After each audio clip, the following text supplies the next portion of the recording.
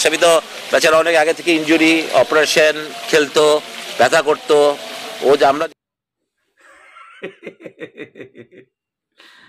মাহমুদুল্লাহ বাদ গেল, এখন মাশরাফি বিন মুর্তজাকে তেল মারে কেমনে দেখেন। তেল মারা সিস্টেমটা বুঝছেন কে জানেন? এলো বর্তমান আমাদের বিসিবির একজন কর্মকর্তা সুজন, খালেদ মাহমুদ সুজন।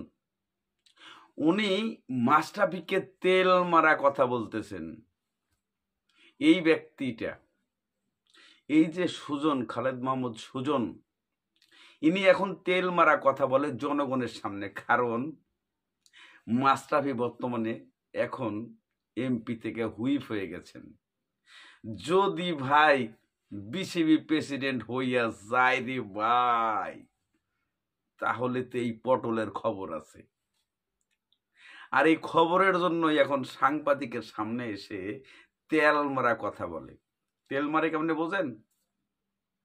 যে মাশরাফির পুরনো দিনের কথাগুলা আবার নতুন করে উনি ঝালিয়ে দিচ্ছেন, বুঝেন নাই?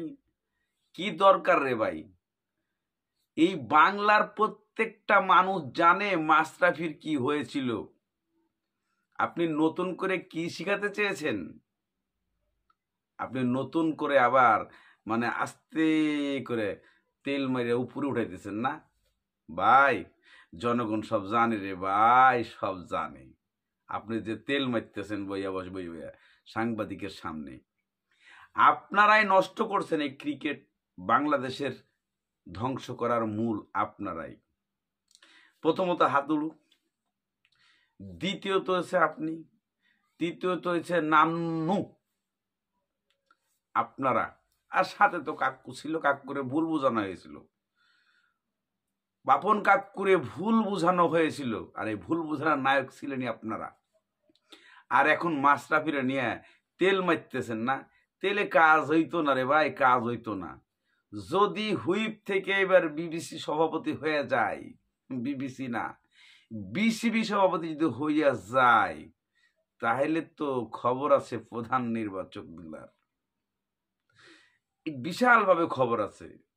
আর এখান থেকে বাঁচতেই তেল মারা শুরু করেছেন। তেল মারলে কাম হইতো না, জনগণ সব জানে। মাশরাফি ভক্তরা সব জানে, আমিও একজন মাশরাফি ভক্ত, সব জানি কই থেকে কি হয়েছে, কয়বার সুই ঢুকাইছে, কয়বার পুষ বাইর করছে, আর কয়বার ন্যাংরা হয়েছে, কয়বার অপারেশন হয়েছে, সব জানি। নতুন করে তেল মারিয়া আর কাজ হইতো না। বিসিবি সভাপতি যদি হইয়া যায়, তাহলে তো তোমার খবর আছে দাদু ভাই, চিন্তা করিও না, একটু অপেক্ষায় থাকো। মাশরাফি বিন মুর্তজা বিসিবি সভাপতি হয়ে নেক, তারপরেই তো খেলা হবে।